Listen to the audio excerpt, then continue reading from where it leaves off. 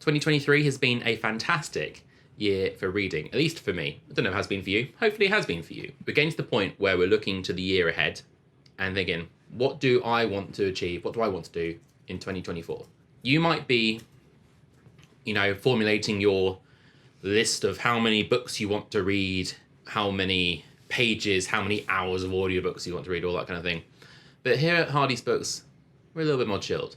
New Year's resolutions are supposed to be fun. Not like that time when I was 13 where I decided to give up chocolate for a year. That was a bad year. We like to focus on how we can get the most out of our New Year's resolutions in 2024 without getting bogged down in expectations, in unhelpful ways of thinking, patterns of thinking. Today, I want to present to you my 5 New Year's resolutions for 2024, which are maybe a little bit different to some of the ones that you might have come across. Number 1 is all about the joy of reading. I want to reread more books. The last couple of years, I don't think I've reread anything. I used to have a bit of a yearly tradition of rereading Lord of the Rings. I don't think I've done that since 2019. So that means that every book that I've read since 2019 has been a book that's new to me. The thing is, if you've read a book and you enjoyed it, then you could be pretty sure that you're going to enjoy it again if you read it again. So this year, I want to reread more of my favourite books from the last few years. The first book I'm going to reread in 2024 is probably going to be Jonathan Strange and Mr. Norrell, which is my favourite book from last year. I mean, there are so many pages in this book. There are going to be so many little hidden things I missed the first time. I'm really, really excited to get back into the world of Georgian England and to experience the incredible characters inside this book again. Oh man, this book. Will I reread Lord of the Rings again this year? Maybe I should. Yeah, I think I will actually. Well, don't quote me on that. If I decide I don't want to read Lord of the Rings in the moment, then I'm not going to. But anyway, maybe I should. At this moment in time, I'm thinking it'd be nice to reread Lord of the Rings. Why don't you just watch the movie? Point number 2 is I would like to read more indie books this year. As a author myself who is trying to publish a book in 2024, more on that later, it makes sense to try to be the person that I would like to discover my book. Someone who is prepared to take a bit of a risk on an author they've never heard of before, who might not have many reviews, might not have much buzz, but who likes a concept and just wants to discover something new. It's like those virtuous people on Reddit who sort by new. Like, I want to be one of those people in 2024. So I'm going to start with Harbinger of Justice by Andrew Watson, who is a well-loved booktuber. Shout out to you, Andrew. I'm just really excited to read some new voices, to get to kind of expand my world of fantasy authors. Number 3 is to shop at more indie bookshops. Looking at the UK right now, there is one major book retailer that has a stranglehold on the whole country. And if you go from one town to another, you'll see the same books on the shelves. One of the things that makes it really difficult to not shop at one of those major retailers is the incredible incentive offers that they give you so often. Like, if you're getting a reasonable amount off by consistently shopping in the same place, it becomes really difficult to, cast your mind elsewhere. But I'm going to try to spend my hard-earned cash this year at more independent bookshops. I want to see more diversity of books. I want to see more diversity of booksellers. I want to see people making a living out of their passion. One of the ways that I can help people do that is by choosing local, choosing independent. I've been collecting bookmarks from my favorite little booksellers.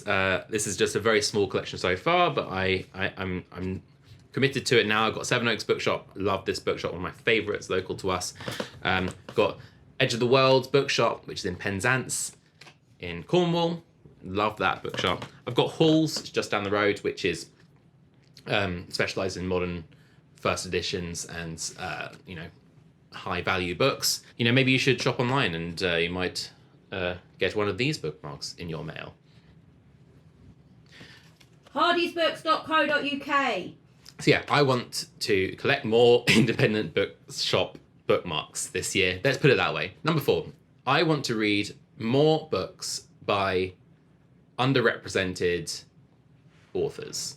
What do I mean by that? That basically means any category of author in my favourite genres, which are fantasy and sci-fi, that see less representation in the book market.